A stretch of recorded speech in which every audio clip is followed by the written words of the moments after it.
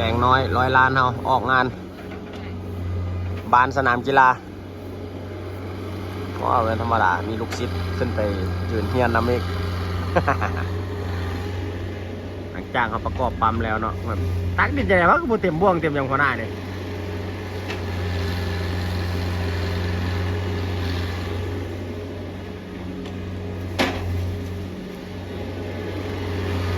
ว่องไวคล่องแคล่วอยู่เนาะแต่ยังจูนยังบ่ร้อยยังจะปรับอยู่โอ้ยทิ่มดินบ่วงเสียงดังเติงยังมันยกมือใส่หมูอีก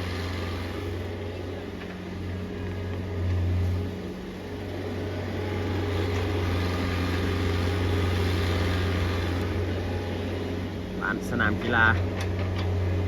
เมืองบุญเหนือสบายเนาะดินนอนแบบนี้นี่เขาสิปรับก่อนตั้งเฮือนเนาะนี่ทางนี้เพิ่นก่อห้องน้ำเนี่ยเลยเด้อก่อกันเจียนนี่ละดินนี้คือต้องได้เอามาถมใส่ตื้มเนี่ยคือจะบ่พอดิน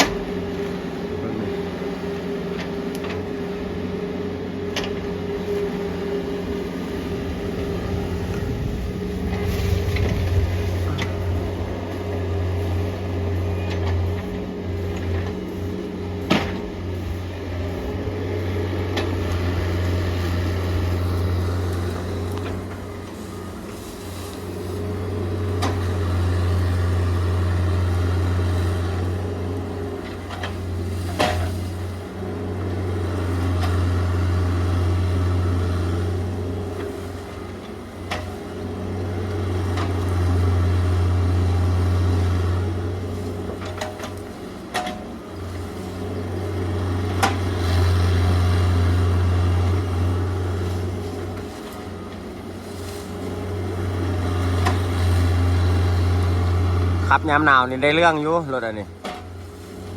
เห็นขับยามฮ้อนเนี่ยโอ้ผมมีแอร์ดิพอท่อไฟมันไกลกันกับห้องขับแบบติดกันเลยท่อไฟมัน ห้องขับมันเป็นหัวอีกนี่ตัวนี้ห้องขับมันไปดาดถึงท่อไฟแล้วมันอย่างมันซอส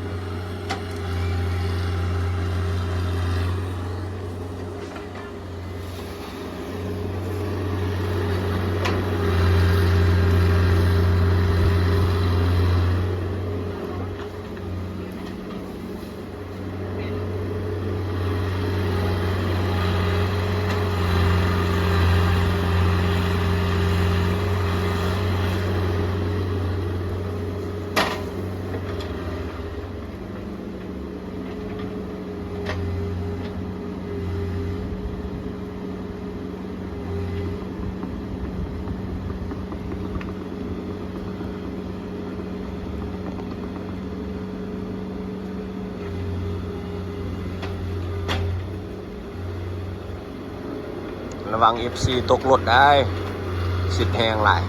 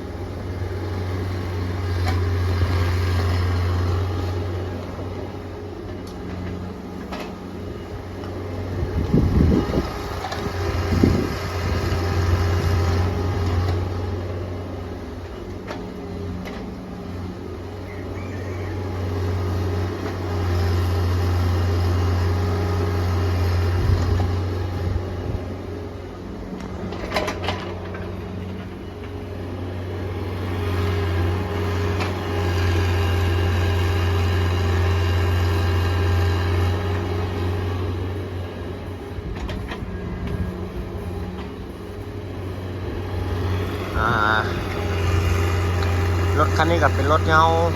ได้มาใหม่เนาะได้มายังบ่ฮอด2 เดือนแต่หาก็ออกเฮ็ดเวียกได้มาทำพิกามาเช็คมาซ่อมเนาะเก็บหัวซึมมาตั้งจูนไม่เพราะว่าตอนมาทำพิธีมันบ่ได้เลยเนาะขึ้นรถก็ยังบ่ได้เนาะตอนนี้เนาะยกตู้ก็ยังบ่ร้อนเขาก็มาปรับเพชเชอร์ปรับอัตราการไหลปรับฟูปรับอย่างไม่เมื่อเนาะแล้วก็มองไหนมันหัวมันซึมกับเปลี่ยนยางโอลอกโอลิงอัดแป๊บอัดอย่างเปลี่ยนบุตบวงบุตระบบสปุกกี้นี่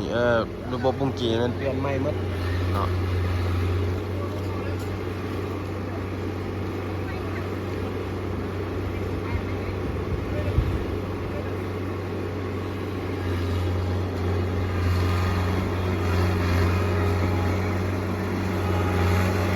เปลี่ยนซินเคงแท็กเนาะเดี๋ยวนี้ยังซินบังบูมซินปลายบูมว่าซึมเนาะเดี๋ยวสั่งมากำลังสั่งมาอยู่